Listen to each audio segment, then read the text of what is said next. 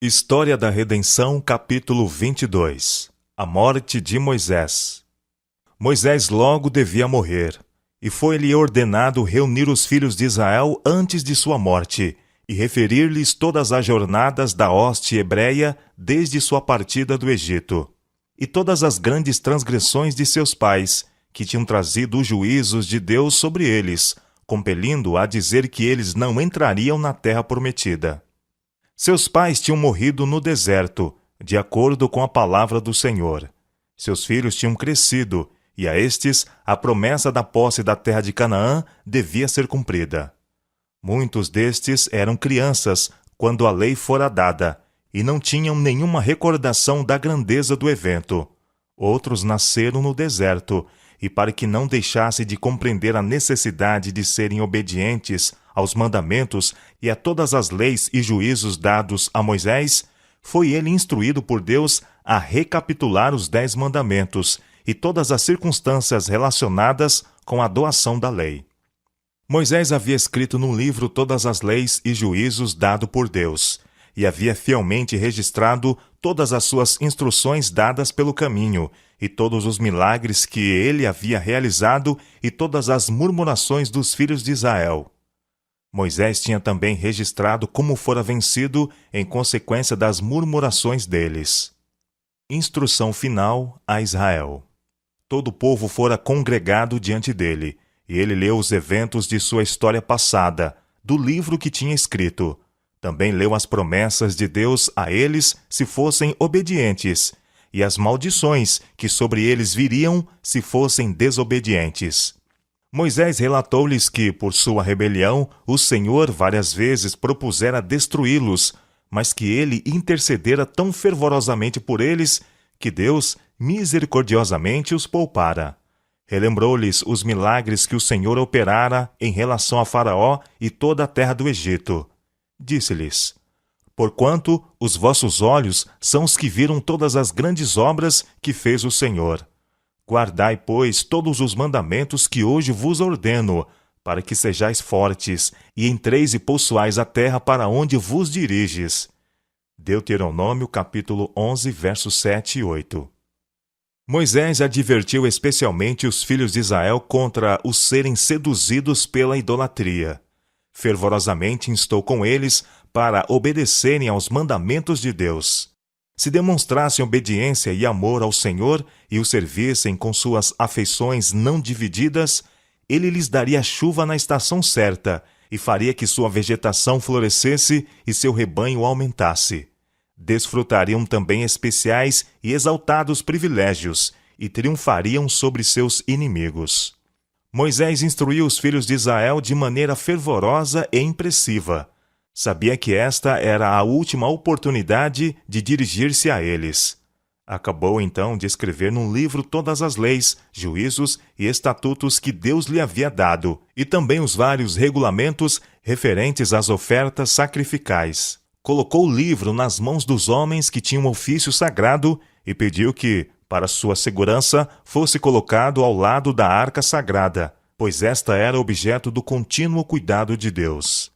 Esse livro de Moisés devia ser preservado, para que os juízes de Israel pudessem a ele recorrer se algum caso surgido o fizesse necessário.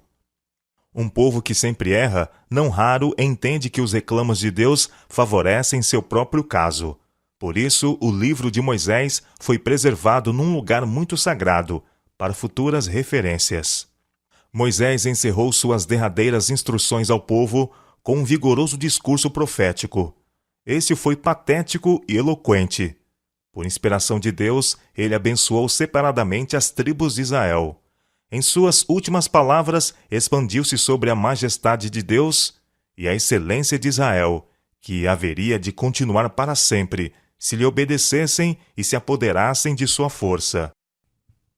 A morte e ressurreição de Moisés. Então subiu Moisés das campinas de Moabe ao monte Nebo, ao cume de Pisga, que está defronte de Jericó, e o Senhor lhe mostrou toda a terra de Gileade até Dan, e todo o Naphtali, e a terra de Efraim, e Manassés, e toda a terra de Judá até ao mar ocidental, e o Neguebe, e a campina do vale de Jericó, a cidade das palmeiras até Zoar. Disse-lhe o Senhor: Esta é a terra que sob juramento prometi a Abraão, a Isaque e a Jacó, dizendo: A tua descendência a darei. Eu te faço vê-la com os teus próprios olhos, porém não irás para lá. Assim morreu ali Moisés, servo do Senhor, na terra de Moabe, segundo a palavra do Senhor.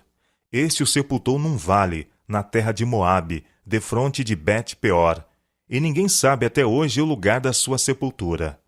Tinha Moisés a idade de 120 anos, quando morreu.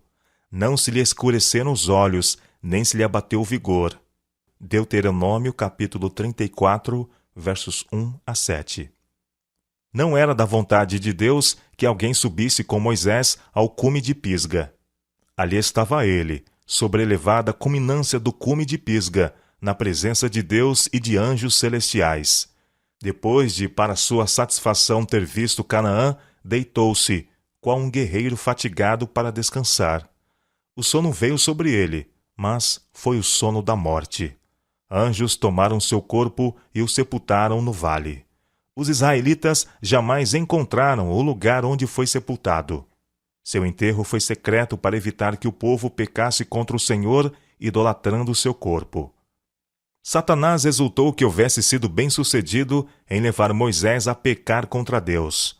Por esta transgressão, Moisés viera sob o domínio da morte.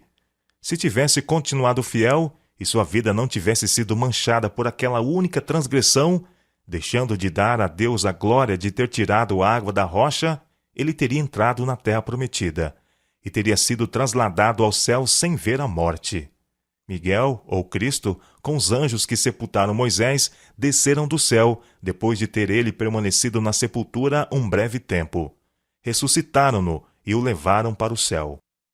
Quando Cristo e os anjos se aproximaram da sepultura, Satanás e seus anjos surgiram junto dela e ficaram a guardar o corpo de Moisés, para que não fosse removido.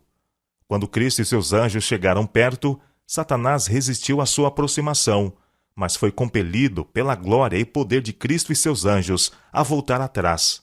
Satanás reclamou o corpo de Moisés por causa de sua única transgressão. Porém Cristo mansamente o remeteu a seu Pai, dizendo: O Senhor te repreenda. Cristo disse a Satanás que sabia ter Moisés humildemente se arrependido de seu único erro, que mancha alguma repousava sobre seu caráter, e que seu nome permanecia incontaminado no livro celestial. Então Cristo ressuscitou o corpo de Moisés, que Satanás estivera reclamando. Por ocasião da transfiguração de Cristo, Moisés e Elias, que tinham sido trasladados, foram enviados para conversar com Cristo quanto a seus sofrimentos e para serem os portadores da glória de Deus a seu amado Filho. Moisés havia sido grandemente honrado por Deus. Tivera o privilégio de conversar com Deus face a face, como um homem fala com seu amigo. E Deus lhe tinha revelado sua excelente glória, como jamais o fizera a nenhum outro.